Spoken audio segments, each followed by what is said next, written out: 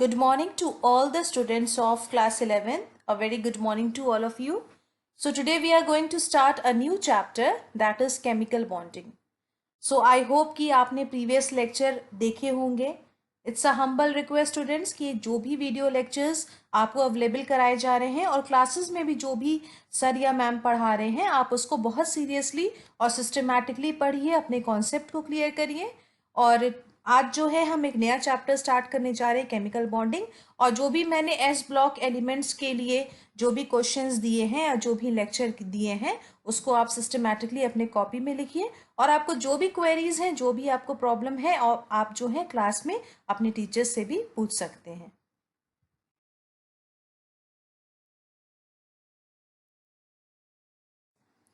So students, let us begin our today's lecture. सबसे पहले chemical bonding start करने से पहले हमको ये पता होना चाहिए कि what is chemical bond. Bond होता क्या है? तो बॉन्ड एक ऐसा फोर्स ऑफ अट्रैक्शन होता है किसके बीच में? न्यूक्लियाई के बीच में और वैलेंस इलेक्ट्रॉन्स के बीच में, डिफरेंट एटम्स के बीच में जो वो बॉन्ड बनाते हैं। तो इस तरीके से अगर कोई भी ये क्वेश्चंस आपसे पूछा जाए व्हाट इज बॉन्ड, तो आप ये कह सकते हो कि ये एक फोर्स ऑफ अट्रैक्शन होता है किसके बीच में? न्यूक्लियस के बीच में और वैलेंस इलेक्ट्रॉन्स के बीच में। तो हम डेफिनेशन देखते हैं कि केमिकल बॉन्ड्स या रासायनिक बंध क्या होता है। It is a mutual attraction between the nuclei यानी नाभिक एंड वैलेंस इलेक्ट्रॉन्स यानी संयोजी इलेक्ट्रॉन्स, जो आउटर मोस्ट शेल में जो इलेक्ट्रॉन्स होते हैं उनके बीच में जो म्यूचुअल अट्रैक्शन होता है of different atoms that bonds atom together. So chemical bond आप कह सकते हो रासायनिक आबंध या रासायनिक बंध एक ऐसा फोर्स ऑफ अट्रैक्शन होता है किसके बीच में? न्यूक्लियाई यानी नाभिक के बीच में और वैलेंस इलेक्ट्रॉन्स यानी संयोजी इलेक्ट्रॉन्स के बीच में, डिफरेंट एटम्स के बीच में, कि वो एक साथ जो है वो बॉन्डेड होते हैं। तो वैलेंस इलेक्ट्रॉन्स क्या होते हैं आपको पता है? Electrons available to be gained, lost और share to form chemical bonds. Valence electrons यानी संयोजी इलेक्ट्रॉन्स या तो वो गेन किए जा सकते हैं या लॉस किए जा सकते हैं या शेयर किए जा सकते हैं ताकि वो केमिकल बॉन्ड को बनाए। यहाँ पे आप देख लो एक 3D डायमेंशन दिया है एक मॉलिक्यूल का, और ये सारे जितने भी लाइन से आप देख रहे हो, जो लाइन दिख रहा है that represent the bond. So bond किसके बीच में फोर्स ऑफ अट्रैक्शन है? डिफरेंट एटम्स जो हैं वो एक दूसरे से बंधे हैं। ठीक है, डिफरेंट एटम्स कैसे बंधे हैं? उन एटम्स के न्यूक्लियाई जो सेंटर कोर ऑफ एटम होता है, और जो इस एटम के जो वैलेंस इलेक्ट्रॉन्स यानी संयोजी इलेक्ट्रॉन्स होते हैं डिफरेंट एटम्स के, वो जब एक दूसरे से बॉन्ड करते हैं और उनके बीच में जो फोर्स ऑफ अट्रैक्शन होता है, म्यूचुअल फोर्स ऑफ अट्रैक्शन होता है, वही होता है हमारा केमिकल बॉन्ड्स। सो बच्चों, आज का जो लेक्चर है वो सिर्फ एक बेसिक कॉन्सेप्ट आपको बताया जा रहा है डिफरेंट टाइप ऑफ बॉन्ड्स के बारे में। तो हम देखते हैं केमिकल बॉन्ड्स जो रासायनिक आबंध होते हैं वो कितने तरह के होते हैं। आपने पढ़ा है इसको, 9th में भी पढ़ा है, 10th में भी पढ़ा है। आयनिक बॉन्ड, ठीक है, आयनिक बंध, कोवेलेंट बॉन्ड यानी संयोजक बॉन्ड जो होता है, सहसंयोजक बॉन्ड, हाइड्रोजन बॉन्ड और मेटालिक बॉन्ड। तो आपको बेसिकली फोकस करना है आयनिक और कोवेलेंट पे, लेकिन मैं थोड़ा बहुत हाइड्रोजन बॉन्ड भी पढ़ा दूंगी और मेटालिक बॉन्ड भी। तो अभी ये सिर्फ एक इंट्रोडक्टरी लेक्चर है, इंट्रोडक्शन में दे रही हूँ। आयनिक बॉन्ड आपको पता है कैसे बनता है? जब मेटल जो होता है, धातु एटम लूज करता है इलेक्ट्रॉन को, किसको? नॉन मेटल को। ये मैंने डिटेल में आगे पढ़ाया है, आप इसको देख लीजिएगा। जैसे मेटल यहाँ पे सोडियम है, अब मेटल आप कैसे पहचानोगे? जिस भी एटम के आउटर मोस्ट शेल में संयोजी इलेक्ट्रॉन्स जो हैं 1, 2 या 3 होंगे तो वो मेटल होगा। और नॉन मेटल क्या होगा? अधातु क्या होगा? जिसके आउटर मोस्ट शेल में 5, 6 या 7 इलेक्ट्रॉन्स होंगे। हमेशा धातु यानी जो मेटल है वो अपने आउटर मोस्ट शेल के इलेक्ट्रॉन को डोनेट करेगा, किसको? नॉन मेटल को। तो मेटल जब लूज करता है इलेक्ट्रॉन्स को नॉन मेटल को, तो उनके बीच में जो बॉन्ड बनता है that is ionic bond. Covalent bond जो होता है, आप ये कह सकते हो आयनिक बॉन्ड में ट्रांसफर होता है इलेक्ट्रॉन का, मेटल ट्रांसफर करता है इलेक्ट्रॉन को नॉन मेटल को। कोवेलेंट बॉन्ड में आपको पता है सहसंयोजक बंध में कि दोनों एटम्स के बीच में इक्वल शेयरिंग ऑफ इलेक्ट्रॉन्स होती है, और बेसिकली ये नॉन मेटल्स के पाया जाता है। 2 non metals atom share electrons, ठीक है, इक्वल शेयरिंग होती है, जो कि यहाँ पे ऑक्सीजन का दिखा रहा है। ऑक्सीजन यहाँ पे नॉन पोलर है। नेक्स्ट लेक्चर में मैं आपको बताऊंगी कि नॉन पोलर और पोलर में आप कैसे डिफ्रेंशिएट करोगे। नॉन पोलर में आप देखो दोनों सेम तरीके के एटम्स हैं, आप कह सकते हो नॉन मेटल्स हैं, और जब इनके बीच में इक्वल शेयरिंग होगी that will be oxygen molecule और ये एक कोवैलेंट बॉन्ड होगा। उसी तरीके से हाइड्रोजन ऑक्सीजन के बीच में पोलर इंटरेक्शन होगा। पोलर यानी कि आप ऐसे कह सकते हो पोलर ध्रुवीय और अध्रुवीय। नॉन पोलर मतलब अध्रुवीय, पोलर मतलब ध्रुवीय। तो आप ये देख रहे हो ऑक्सीजन बीच में है और ऑक्सीजन की जो इलेक्ट्रोनेगेटिविटी होती है, विद्युत ऋणात्मकता होती है, वो बहुत ज़्यादा होती है। और हाइड्रोजन जो है वो इलेक्ट्रोपॉजिटिव होता है, उसकी विद्युत धनात्मकता ज़्यादा होती है। तो इलेक्ट्रोनेगेटिविटी की डिफरेंस की वजह से जो इलेक्ट्रोनेगेटिव एटम है उसके ऊपर पार्शियली नेगेटिव साइन आ जाता है। इसको पार्शियल कहते हैं, बहुत हल्का सा होता है, डेविएशन हो जाता है। और हाइड्रोजन जो इलेक्ट्रोपॉजिटिव है उसके ऊपर पार्शियली पॉजिटिव साइन आ जाता है। तो डिटेल अभी आप पढ़ोगे इसको आगे के स्लाइड्स में। नेक्स्ट है हाइड्रोजन बॉन्ड। मैंने ये आपको इंट्रोड्यूस कराया था। Hydrogen attracts electronegative atom इलेक्ट्रोस्टैटिकली।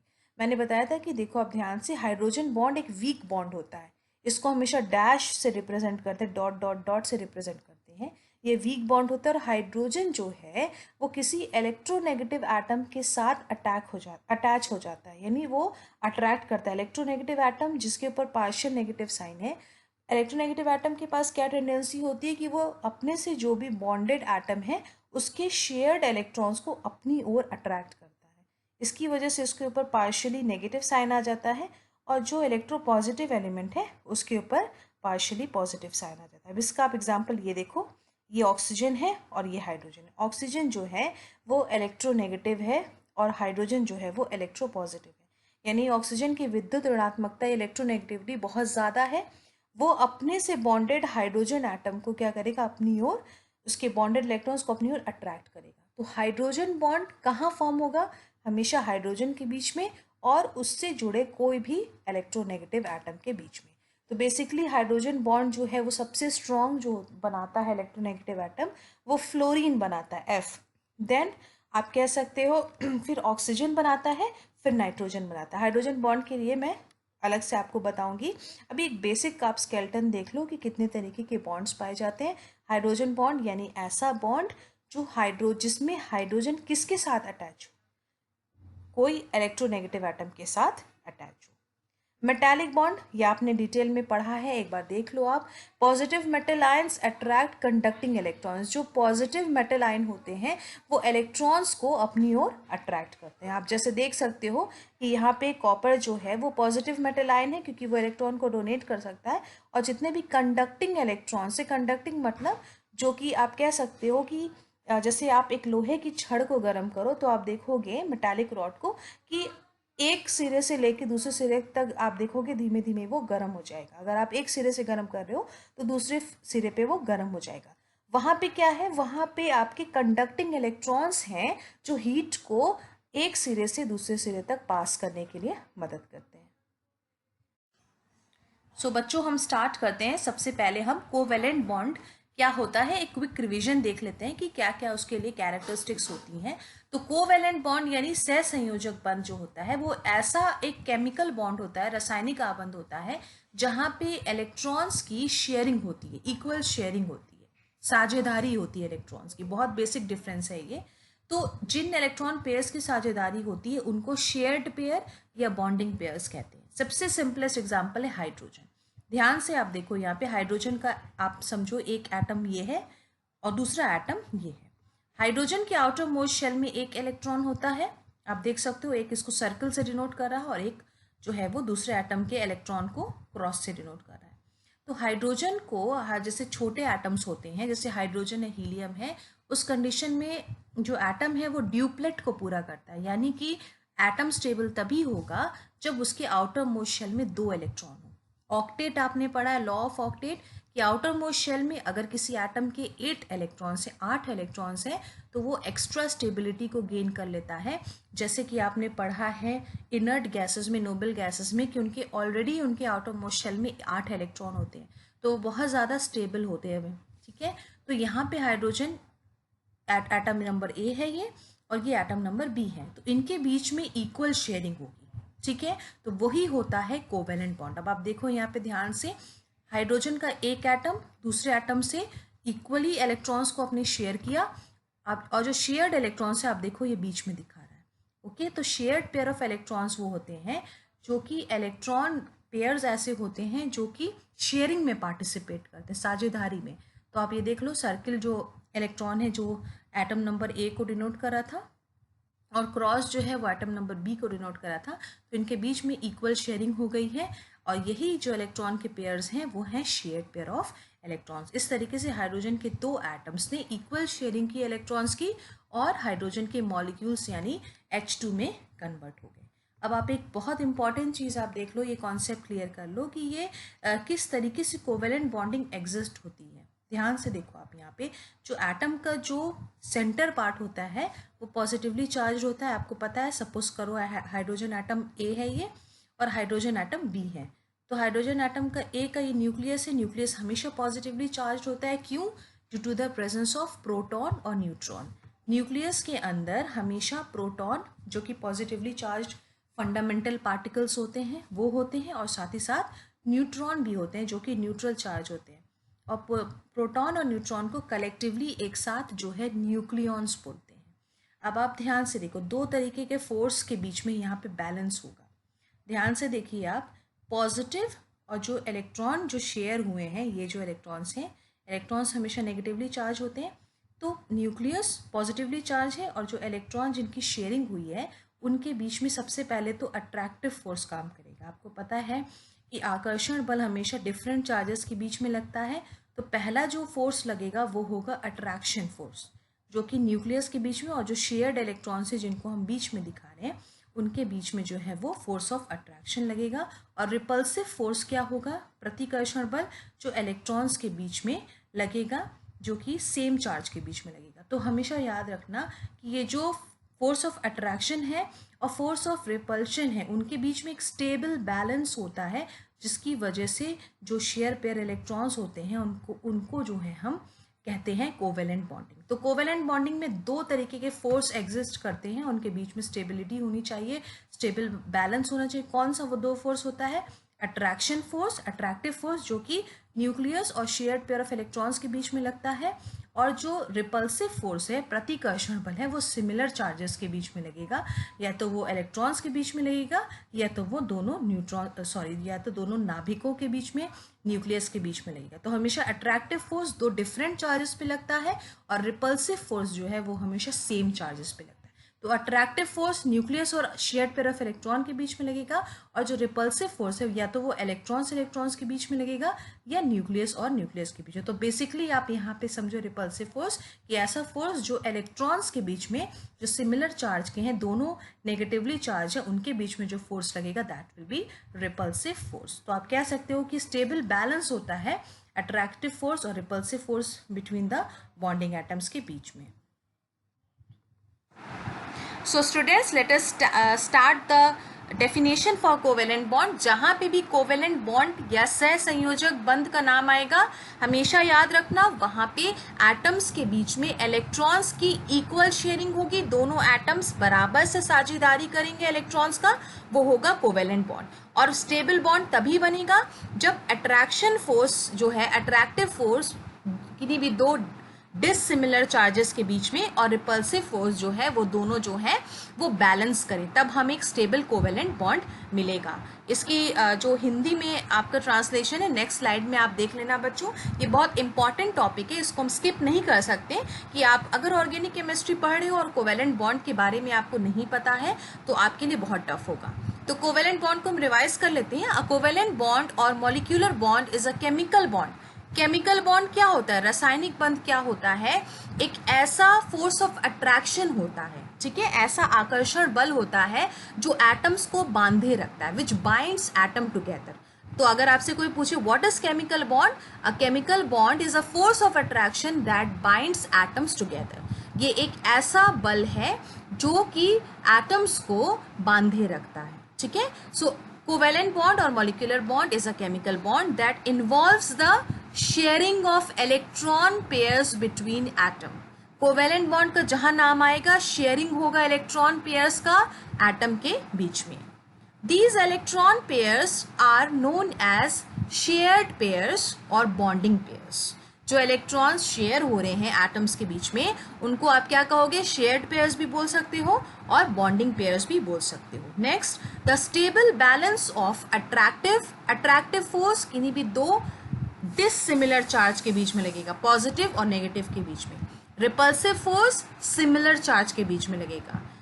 Between the bonding atoms when they share electron is known as covalent bonding. तो मुझे लगता है कि आपने ये थर्ड पॉइंट पहले नहीं पढ़ा था, तो इसलिए इसको ध्यान से पढ़िएगा। कोवेलेंट बॉन्ड में हमेशा इक्वल शेयरिंग होती है और जो शेयरिंग से जो इलेक्ट्रॉन पेयर्स होते हैं उनको आप क्या कहोगे, शेयर्ड पेयर या बॉन्डिंग पेयर्स बोलोगे। और stable balance of attractive and repulsive force between the bonding atom, जो भी अट्रैक्टिव फोर्स होता है और रिपल्सिव फोर्स होता है उनके बीच में एक स्टेबल बैलेंस होता है, तभी जो है इलेक्ट्रॉन्स जो है वो शेयर हो सकते हैं, and that sharing of electrons is known as covalent bonding. So बच्चों, आप इसके कॉन्सेप्ट को मुझे पता है समझ गए होंगे। तो जितने भी हिंदी मीडियम के स्टूडेंट्स हैं, आप टर्म्स को इंग्लिश में भी पढ़ो और ये जो नोट्स मैंने दिया है आप उसको अपने कॉपी में लिख लीजिएगा। सो बच्चों, आपने कोवेलेंट बॉन्ड या सहसंयोजक बंध को आपने अच्छे से पढ़ लिया। हाइड्रोजन का मैंने आपको समझा दिया। अब आप नया एग्जाम्पल लेते हैं कोवेलेंट बॉन्डिंग मीथेन में, CH4। अभी जब आप ऑर्गेनिक केमिस्ट्री स्टार्ट करोगे तो सबसे पहले हम सैचुरेटेड एल्केन पढ़ेंगे, फिर एल्कीन पढ़ेंगे, एल्काइन पढ़ेंगे, सब आपके सिलेबस में है। तो जहाँ पे कार्बन और हाइड्रोजन के बीच में सिंगल बॉन्ड पाया जाएगा आप उसको एल्केन से डिनोट करोगे। अभी डिटेल में आप उसको पढ़ोगे। अभी हम बॉन्डिंग पढ़ते हैं कि किस तरीके से मीथेन में कोवेलेंट बॉन्डिंग है। CH4 that is methane. तो अब ध्यान से देखो कि कार्बन जो है वो सेंटर में लिखोगे आप। कार्बन के आउटर मोस्ट शेल में कितने इलेक्ट्रॉन होते हैं, आप कह सकते हो कि इसके संयोजी इलेक्ट्रॉन्स कितने होते हैं। कार्बन का एटॉमिक नंबर 6 है। अगर आप उसको कैरामेल शेल से करोगे तो 2 और 4, यानी कार्बन के आउटर मोस्ट शेल में 4 इलेक्ट्रॉन है। ठीक है, तो ये जो ब्लैक कलर से डिनोट किया जा रहा है वो कार्बन के इलेक्ट्रॉन को, कार्बन के वैलेंस इलेक्ट्रॉन को या संयोजी इलेक्ट्रॉन को दिखा रहा है। 1, 2, 3 और 4। तो कार्बन के आउटर मोस्ट शेल में कितने इलेक्ट्रॉन है, 4।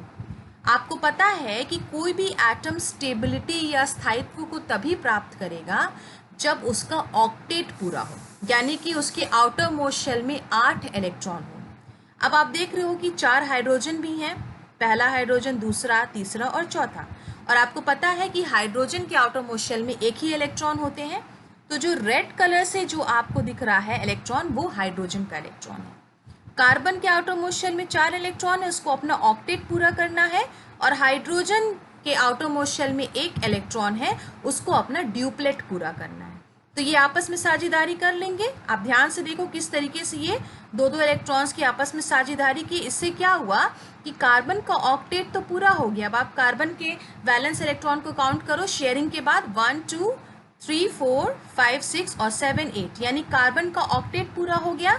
और हाइड्रोजन के चारों एटम्स को देखो तो हाइड्रोजन का ड्यूप्लेट भी कंप्लीट हो गया। तो यहाँ पे कोवेलेंट बॉन्डिंग पाई गई, यानी कि एटम्स के बीच में इक्वल शेयरिंग हुई है इलेक्ट्रॉन्स की। ये ध्यान दीजिएगा कि जो रेड कलर से डॉट है वो हाइड्रोजन का इलेक्ट्रॉन है और जो ब्लैक कलर से इलेक्ट्रॉन है वो कार्बन का। तो बेसिकली कोवेलेंट बॉन्डिंग या सहसंयोजक बंध जो वही होता है जब एटम्स के बीच में इक्वल बराबर की साझेदारी होती है।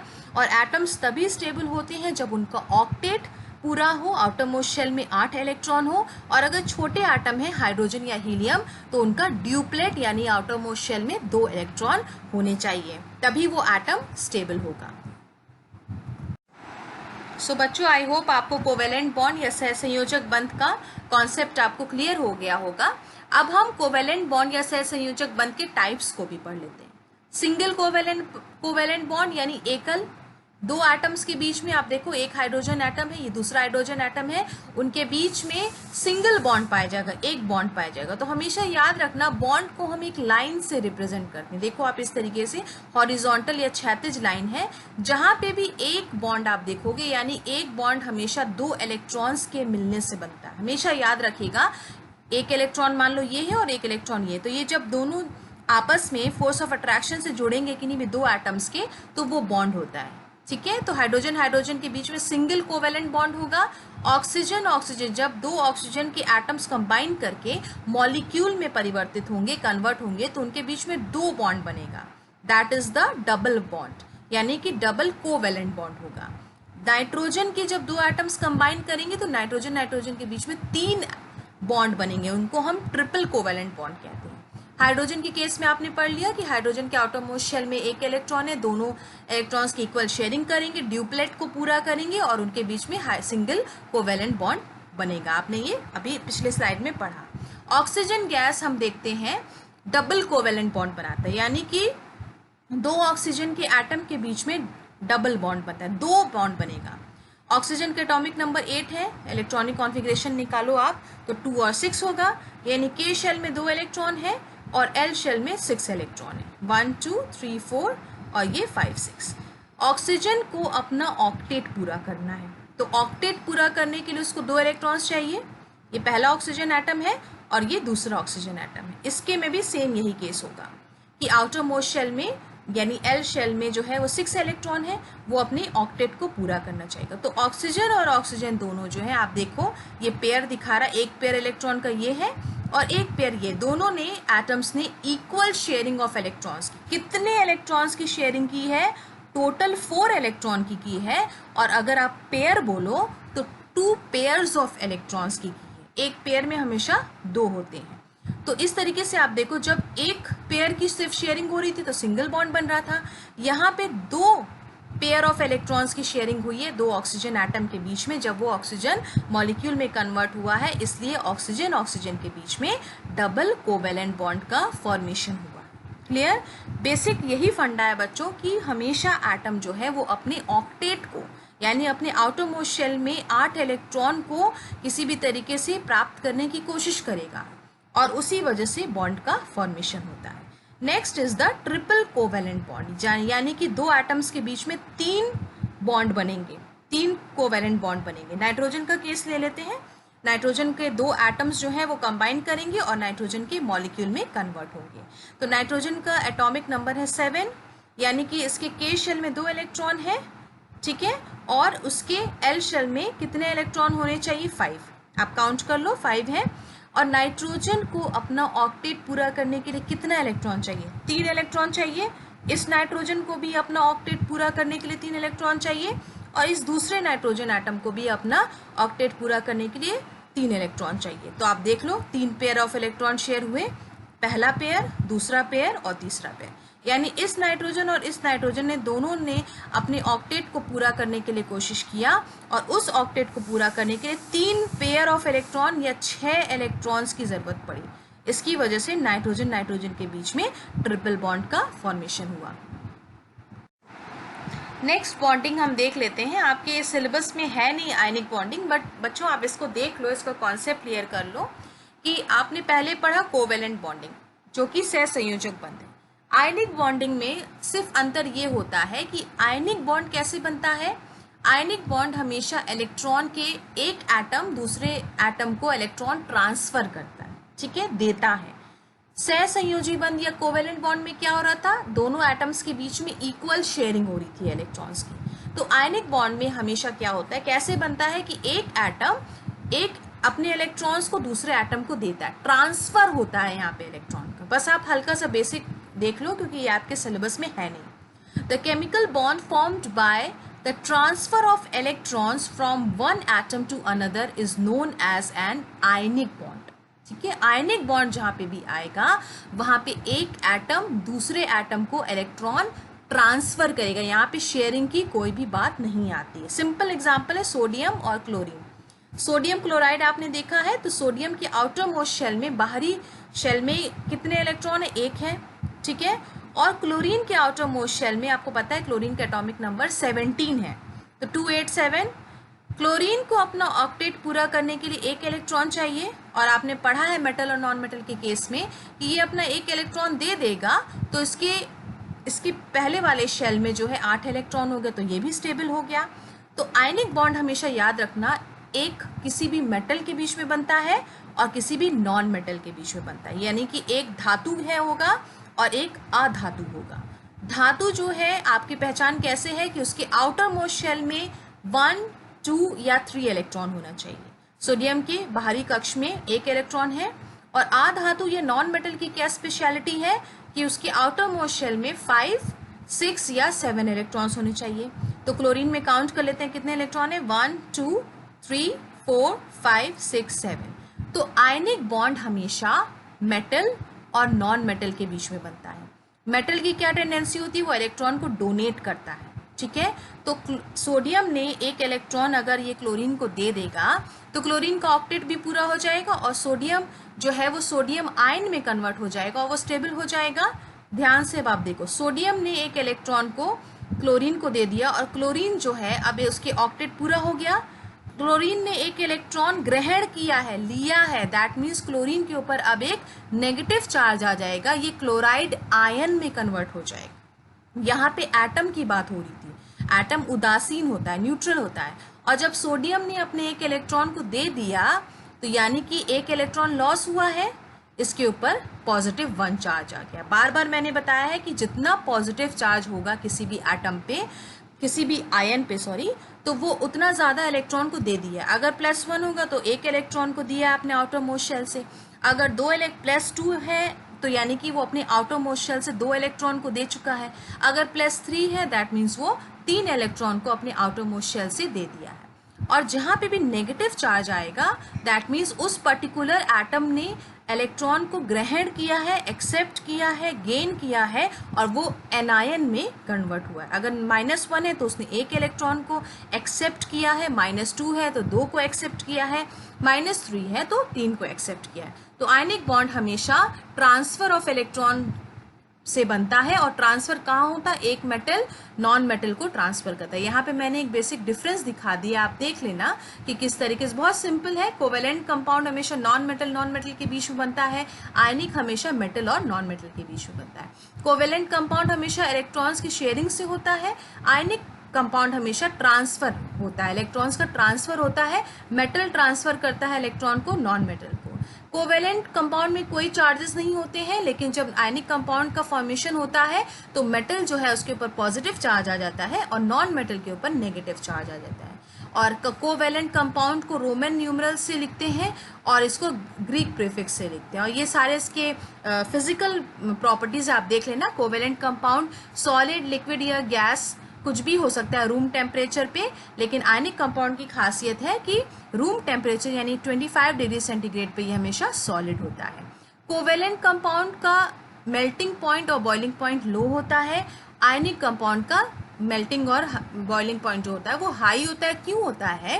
क्योंकि इनके में पॉजिटिव और नेगेटिव चार्जेस होते हैं। मेटल जब इलेक्ट्रॉन को दे देता है तो पॉजिटिव चार्ज हो जाता है और नॉन मेटल जब इलेक्ट्रॉन ग्रहण कर लेता है, एक्सेप्ट कर लेता है, तो नेगेटिव चार्ज हो जाता है। जहाँ आयनिक आएगा वहाँ मेटल और नॉन मेटल आएगा और सेपरेट चार्ज आएगा।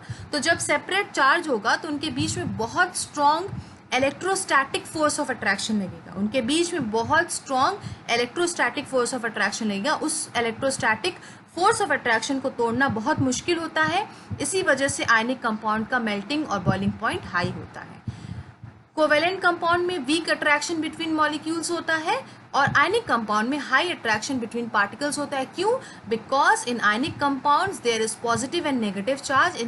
इन पॉजिटिव और नेगेटिव चार्जेस के बीच में बहुत स्ट्रॉन्ग फोर्स ऑफ अट्रैक्शन लगता है, इसलिए इस फोर्स ऑफ अट्रैक्शन को, इलेक्ट्रोस्टैटिक फोर्स ऑफ अट्रैक्शन को तोड़ना बहुत मुश्किल होता है। सो बच्चों, आयनिक कंपाउंड या आयनिक बॉन्ड का मैंने ये आप सेलेक्टिव नोट्स दिया है, आप इसको देख लीजिएगा because it is very important. और नेक्स्ट स्लाइड में मैंने हिंदी मीडियम के बच्चों के लिए भी नोट्स दिया है।